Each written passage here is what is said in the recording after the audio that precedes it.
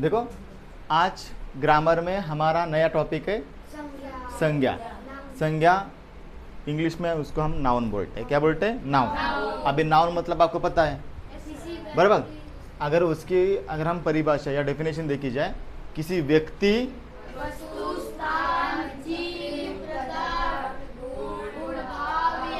अवस्था के नाम को कहते हैं, संज्ञा कहते हैं, बराबर है। जैसे कि देखा जाए, राम, सीता, दिल्ली, पुस्तक, गाय, सोना, प्रेम, खुशी आदि। ओके, इत्यादि। आदि का मतलब इत्यादि। ये क्या हुआ? नाउन्स, मतलब संज्ञा के उदाहरण है। अभी संज्ञा के कुछ भेद है। उसमें आता है व्यक्तिवाचक, ओके, प्रॉपर नाउन, जातिवाचक, नो नो, कॉमन नाउन, क्या? कॉमन नाउन, द्रव्यवाचक, मटेरियल्स नाउन, ओके। उसके बाद समूहवाचक, कलेक्टिव नाउन्स, भाववाचक, एब्स्ट्रैक्ट नाउन, दैट्स ऑल। अभी यहाँ पर व्यक्तिवाचक मतलब किसी विशेष व्यक्ति, प्रॉपर नाम, विशेष दिया, व्यक्ति, स्थान या वस्तु के नाम को हम क्या बोलते हैं? व्यक्तिवाचक संज्ञा बोलते हैं। आपको इतने सरल क्वेश्चंस नहीं आएंगे। जैसे कि मैं बोलता हूं, एक लड़का, उसका नाम राहुल है। अभी यहां पर एक लड़का, अभी यहां पर जो लड़का जो वर्ड्स है, ये कौन सा हुआ? लड़का हुआ जातिवाचक, राहुल क्या हुआ? व्यक्तिवाचक, क्योंकि उसको एक पर्सनल स्पेशल नाउन है, उसको हम क्या बोलते? व्यक्तिवाचक बोलते, बराबर है। इधर क्लियर? उदाहरण के तौर पे महात्मा गांधी, भारत, गंगा, ताजमहल, बराबर है। जातिवाचक में क्या आएगा? किसी पूरी जाति या वर्ग का बोध होता है शब्द को, बराबर है। उदाहरणार्थ लड़का, लड़की, नदी,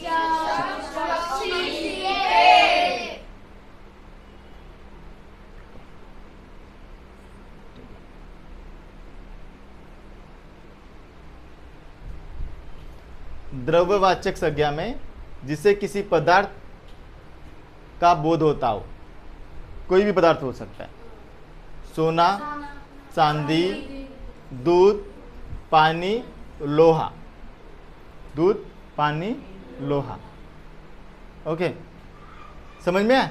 तो ऐसे शब्दों को हम क्या बोलते हैं? द्रव्यवाचक। इसमें कुछ अलग अलग मटेरियल्स का भी नाम हो सकता है।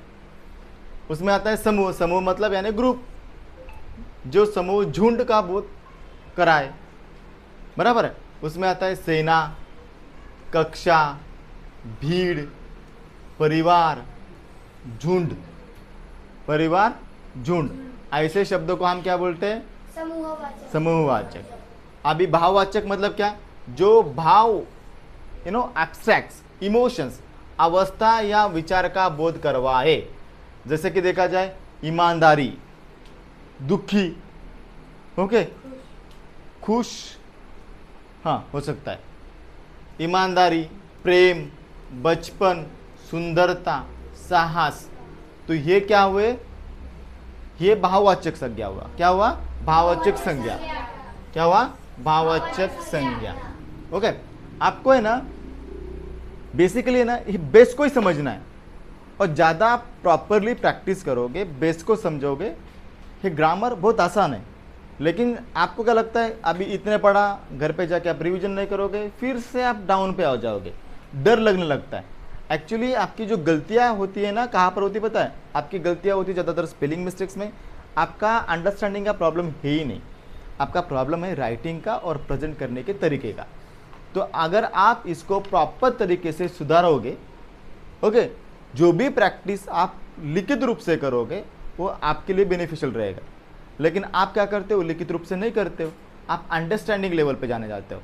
देखो क्या होता है, अभी यहाँ तक 8 तक ठीक है, लेकिन जब 9 10th में आप स्पेशली जाओगे, 10th में आपका जो ऑब्जर्वेशंस है, वो आगे जो एग्ज़ाम चेकर्स होता है उसको पता नहीं कि आगे का आदमी कैसा है, बच्चा कैसा है, वो अपने हैंड राइटिंग से हमारा अंदाज लगाता है कि बच्चा अच्छा होगा, इसका लिखने का तरीका अच्छा होगा।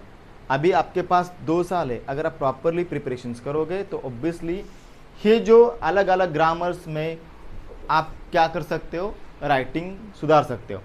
देखो क्या होता है मालूम है क्या, छोटी भी गलती हो आप इसको सीरियसली लिया करो। अगर आपका स्पेलिंग ज़्यादातर किसी किसी बच्चे का क्या होता है, हैंड राइटिंग अच्छा होता है, उसके ग्रामर मिस्टेक्स बहुत सारे होते हैं। मतलब जैसे कि देखो जाति को जाति ऐसा लिखता है और बोलता है कि सर ये तो सही है ना, गलत है, बराबर, समझ में है ना। अगर जाति को आपने ऐसा भी लिखा वो भी सही नहीं है, गुण को आप ऐसा भी लिख रहे हो ये भी सही नहीं है। गुण का प्रोनाउंसिएशन सही है लेकिन वर्ड गलत है, बराबर है, समझो। सीता है, दिल्ली को देखो दिल्ली ऐसा लिख रहे हो और आप मुझे बोल रहे हो कि सर मैंने तो बराबर लिखा ना, नहीं ये तो गलत है, लेकिन प्रोनाउंसिएशन क्या है, सेम है। लेकिन यहाँ पर क्या हो रहा है, ग्रामर मिस्टेक्स, व्याकरण का मिस्टेक्स है, बराबर है। पुस्तक, गाय, ऐसे बहुत सारे जो स्पेशली मैं अपने स्टूडेंट्स की गलतियाँ देखता हूँ, ज़्यादातर ग्रामर में गलतियाँ होती है। और हिंदी को आप क्या लेते हो, हिंदी आसान उतनी है और उतनी ही हार्ड है। लेकिन आप क्या समझते हो, आपको क्या लगता है कि आपको हिंदी बोलना आता है इसका मतलब आप हिंदी में टॉपर हो? नहीं, बिल्कुल नहीं। हिंदी में आप सबसे जीरो और सबसे स्कोरिंग करने के चांसेस भी हिंदी में। अगर आप अच्छा हिंदी में, आपको रीडिंग अच्छी चाहिए, रीडिंग आपकी अच्छी है तब आपके दिमाग में शब्दों का वो भंडार रहेगा, डिक्शनरी बनेगी। और दिमाग में और सोच में अगर डिक्शनरी बनेगी तो वो आपस में पेन के अंदर भी डिक्शनरी आएगी, आप लिख सकते हो। लेकिन आपका प्रॉब्लम क्या होता है, आपका रीडिंग कम है और रीडिंग कम होने की वजह से आपको ये सारी दिक्कतें आ सकती है। तो आगे जो भी मैं चेक करूँगा वो चेक करते समय आपका हर एक स्पेलिंग मिस्टेक चेक किया जाएगा, ज़्यादातर इसीलिए चेक किया जाएगा कि आपको आगे जाके प्रॉब्लम ना हो। ओके, और आपको लिखते समय भी आप देख कर भी है ना प्रॉपरली क्या करो, उसको लिखा करो। और आप खुद को भी सजा दिया दो, मतलब फॉर एग्जांपल अगर मैंने बोला कि ये वर्ड्स गलत है, मैंने स्पेलिंग मिस्टेक्स किया, तो आप क्या करो उसको 5 बार खुद लिखो, हमें बोलने की ज़रूरत नहीं पड़नी चाहिए।